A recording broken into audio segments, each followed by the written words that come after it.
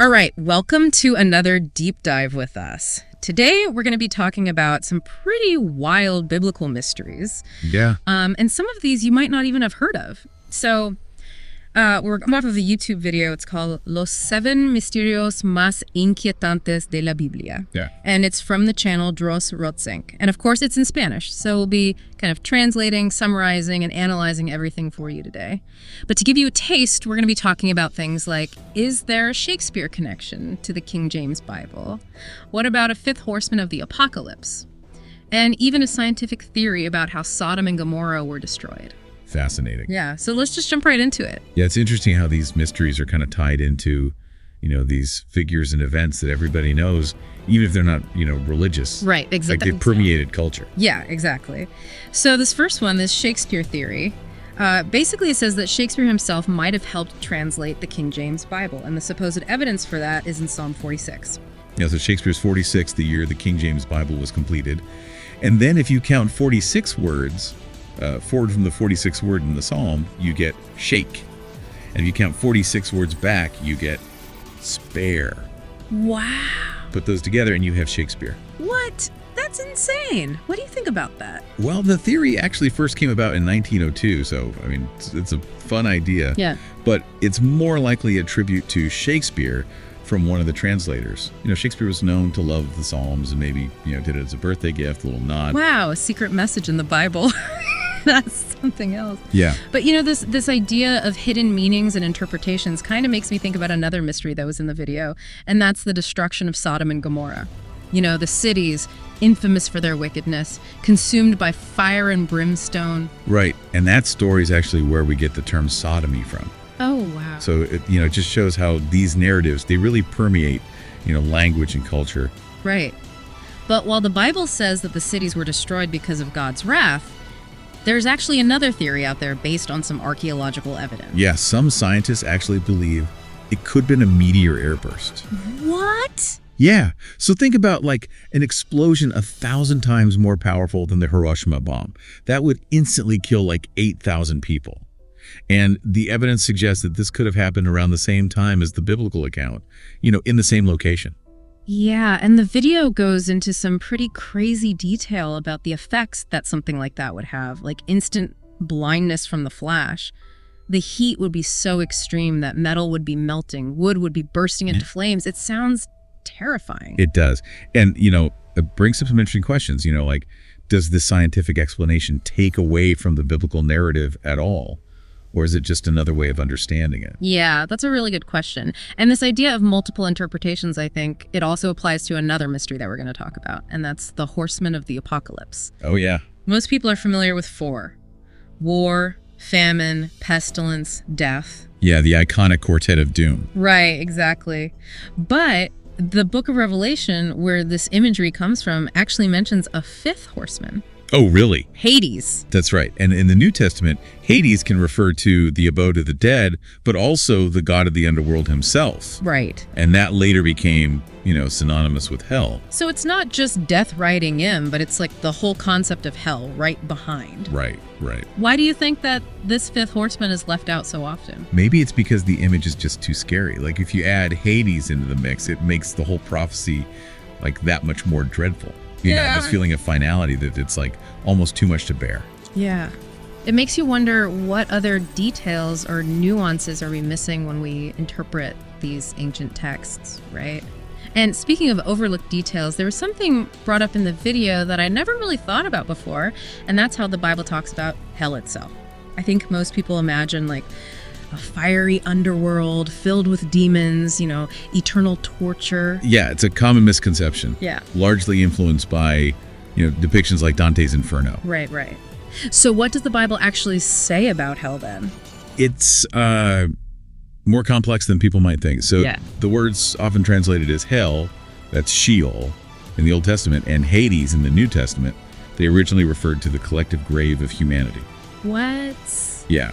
It was a place of rest for both the good and bad. Really? So the image of hell that we have, like this place of eternal fiery torment, it's not really accurate to the Bible. That's right. It's an interpretation that kind of evolved over time. Wow. I had no idea. So if hell isn't a place of eternal suffering, then what does the Bible say happens to the wicked? Well, according to the Bible, The devil, demons, and people who were deemed wicked, they'll be thrown into the lake of fire. But fire in the Bible, it often symbolizes destruction, not eternal torture. Oh, okay. So that's a big difference. It is. The text suggests that the wicked will be destroyed, not tormented forever. Wow. That's a pretty big revelation. It makes you rethink everything you thought you knew about it. Yeah.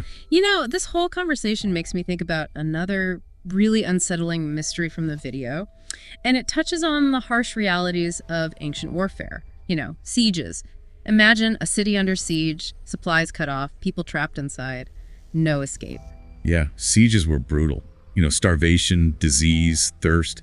It would drive people to do some desperate things. And there's a chilling prophecy about this in the Bible. A prophecy about what happens during a siege? Yeah, it warns that Israelites, if they stray from the scriptures, they would face sieges so horrific that they would resort to cannibalism.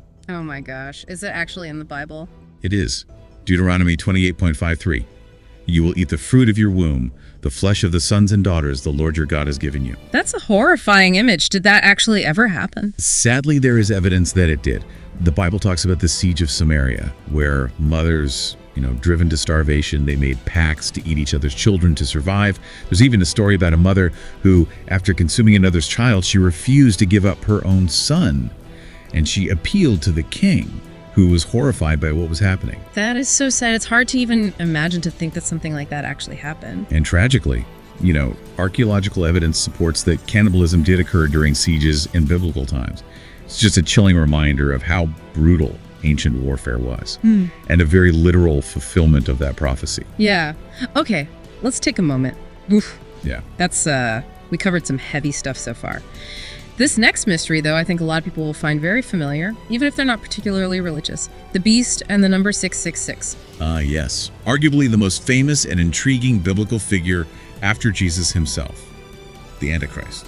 The Antichrist is such a huge figure in pop culture, but the biblical depiction of him is so different from what we see in movies and books.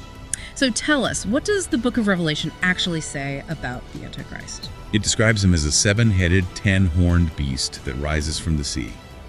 It bears the number 666 as its name. Oh, okay, so is that meant to be taken literally? Well, it's important to remember that the Bible uses a lot of symbolism. So this beast, it's not meant to be a literal creature. Oh, okay, so what does it represent then? It's an allegory for oppressive powers, those who stand in opposition to God and his people. Okay, but why a beast with 7 heads and 10 horns? What does all that imagery mean?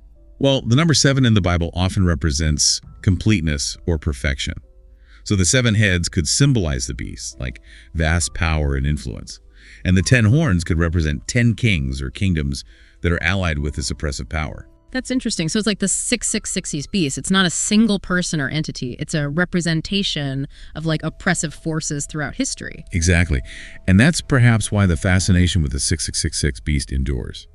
Countless attempts have been made to try to decipher its meaning, to identify who or what it represents, but the mystery remains. And then, of course, there's the mystery surrounding the number 666 itself. What's the deal with that? Well, 6 is often associated with imperfection or incompleteness, falling short of that perfect number 7. Okay. So 666 being 3 sixes could symbolize ultimate imperfection or opposition to God. So it's like saying this beast is the antithesis of everything God represents. Precisely. And that's what makes the number 666 such a powerful symbol of evil and opposition to God's plan. I can see why that image has resonated throughout history and still intrigues people today. Wow, we have covered a lot of ground already in this first part of our deep dive. We have.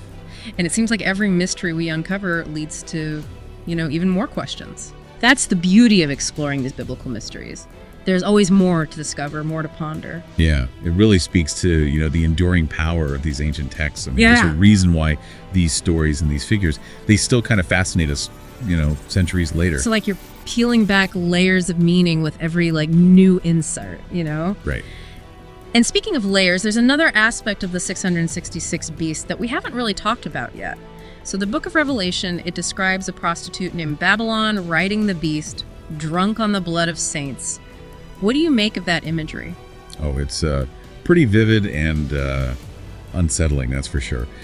Babylon, throughout the Bible, it's often used to symbolize worldly power and decadence. Yeah. Kind of standing in opposition to God's kingdom. So the image of Babylon riding the beast, it suggests this kind of unholy alliance between oppressive powers and those who exploit and persecute people of faith.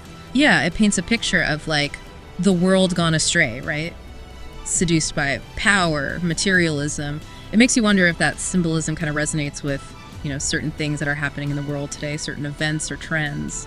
This idea of biblical prophecies connecting with modern events reminds me of something else from the video, a prophecy about Israel being attacked by the king of the north. Yeah, that prophecy comes from the book of Daniel, and it describes this figure associated with Assyria, which in modern times, that corresponds to Iran. And according to Daniel, this attack would lead to a time of unprecedented anguish.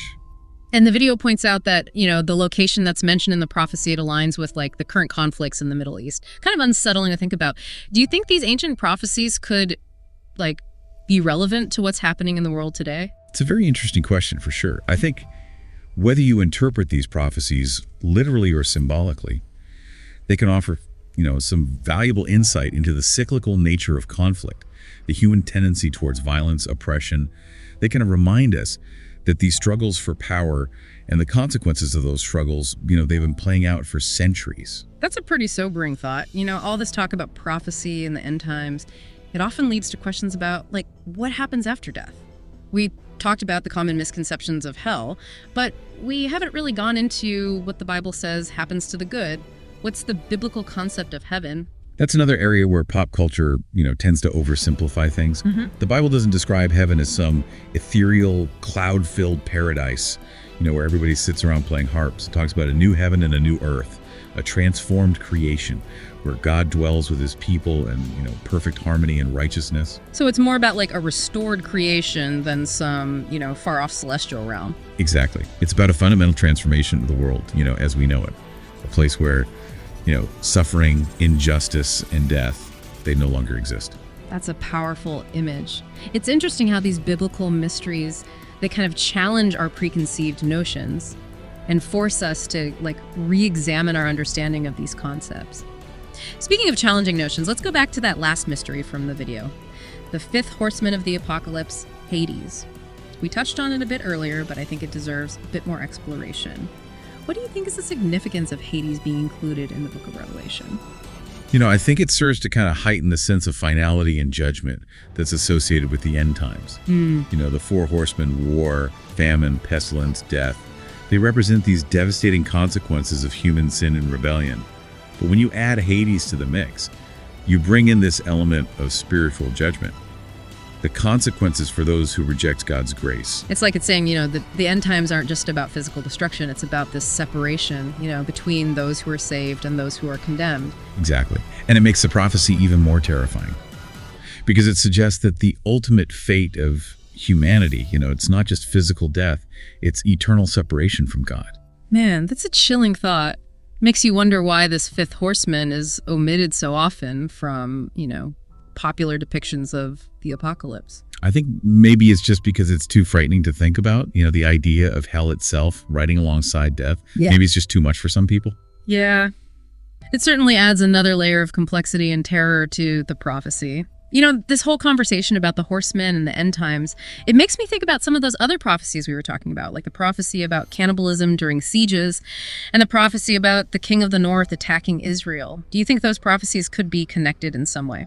It's definitely possible to interpret them, as part of a larger narrative about the consequences of, turning away from God and the inevitable judgment that follows that. The prophecy about cannibalism, it kind of speaks to the depths of depravity that humanity can sink to, when we abandon our moral compass. And the prophecy about the king of the north, it kind of suggests that this depravity will ultimately lead to conflict and destruction on a global scale. It's like these prophecies are warnings about the potential for humanity to, self-destruct, both morally and physically. Exactly. And they serve as a reminder that our choices have consequences, both, individually and collectively. It's a sobering thought, and it makes you wonder if there's anything we can do to change course, to avoid fulfilling these prophecies. I think that's where faith comes in, The Bible offers this message of hope and redemption, even in the face of judgment.